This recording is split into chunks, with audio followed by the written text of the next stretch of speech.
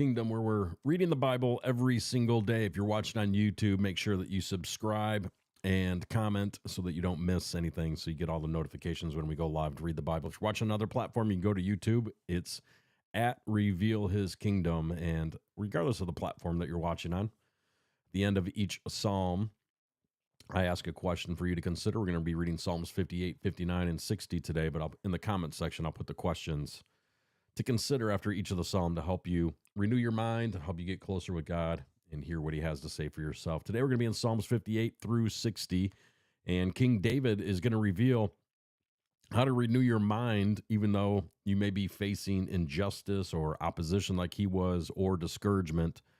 This teaching is actually going to explore trusting God's justice and finding peace under pressure, which can be a difficult thing to do, and regaining confidence after a loss. And it's ideal for Christian personal growth, for Bible study, and for spiritual renewal. So we're going to start in Psalm 58. Psalm 58 is going to confront the reality of injustice and calling out corrupt leaders and trusting God as the true judge.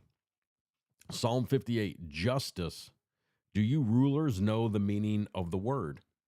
Do you judge the people fairly? No. You plot injustice in your hearts. You spread violence throughout the land. These wicked people are born sinners. Even from birth, they have lied and gone their own way. They spit venom like deadly snakes. They are like cobras that refuse to listen, ignoring the tunes of the snake charmers no matter how skillfully they play. Break off their fangs, O God. Smash the jaws of these lions, O Lord. May they disappear like water into thirsty ground.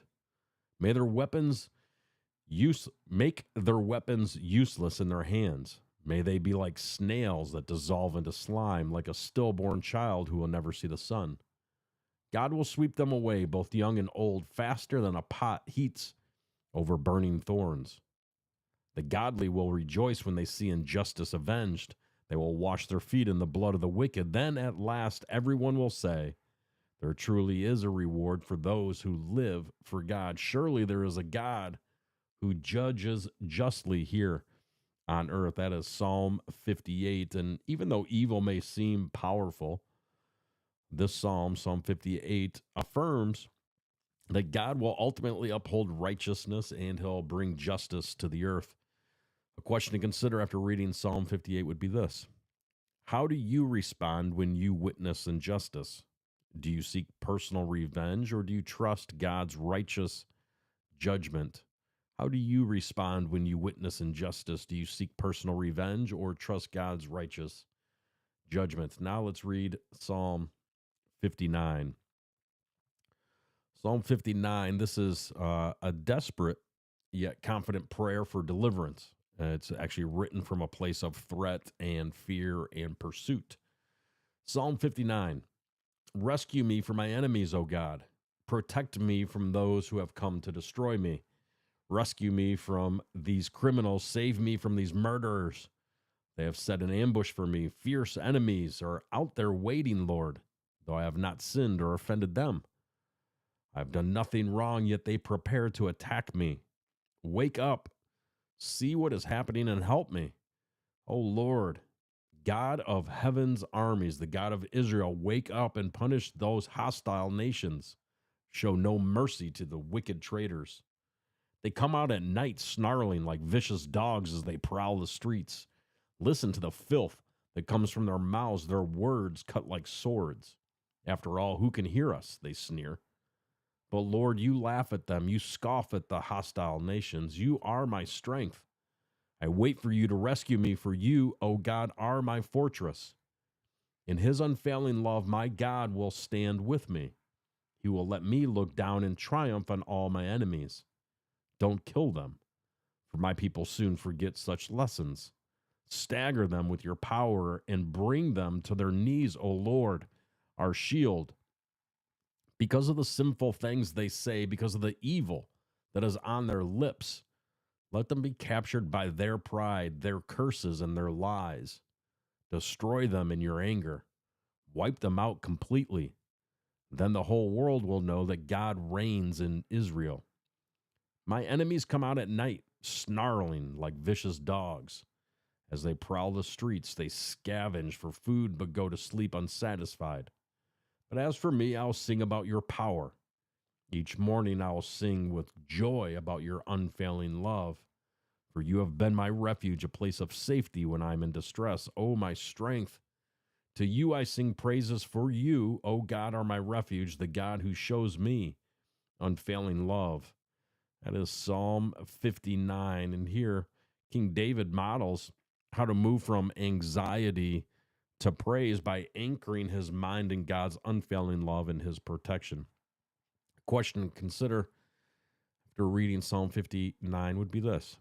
When you feel attacked or misunderstood, where does your mind go first? Does it go to fear or does it go to faith? When you feel attacked or misunderstood, where does your mind go first? Does it go to fear or does it go to faith? Now, the final psalm for today is Psalm 60.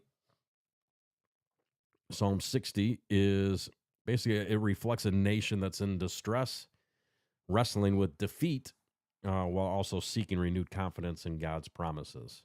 Psalm 60. You have rejected us, O God, and broken our defenses. You have been angry with us. Now restore us to your favor. You have shaken our land and split it open. Seal the cracks, for the land trembles. You have been very hard on us, making us drink wine that sent us reeling. But you have raised a banner for those who fear you, a rallying point in the face of attack. Now rescue your beloved people, answer and save us by your power. God has promised this by his holiness, and I will divide up Shechem with joy. I will measure out the valley of Succoth. Gilead is mine, and Manasseh too. Ephraim, my helmet, will produce my warriors, and Judah, my scepter, will produce my kings. But Moab, my wash basin, will become my servant, and I will wipe my feet on Edom and shout in triumph over Philistia. Who will bring me into the fortified city? Who will bring me victory over Edom? Have you rejected us, O God? Will you no longer march with our armies? Oh, help us against our enemies, for all human help is useless. With God's help, we will do mighty things, for he will trample down our foes. Psalm 60. And that psalm basically reminds us the victory does not come through human strength, but actually through God's power and through God's faithfulness. And a question to consider after reading Psalm 60 would be this. In seasons of setback or loss, how do you realign your thinking with God's truth instead of discouragement? In seasons of setback or loss, how do you realign your thinking with God's truth instead of discouragement? So that is Psalm 58, 59, and 60. Like I said, I'll put the questions in the comment section. Revealing his kingdom, built for eternity, saved by grace through faith.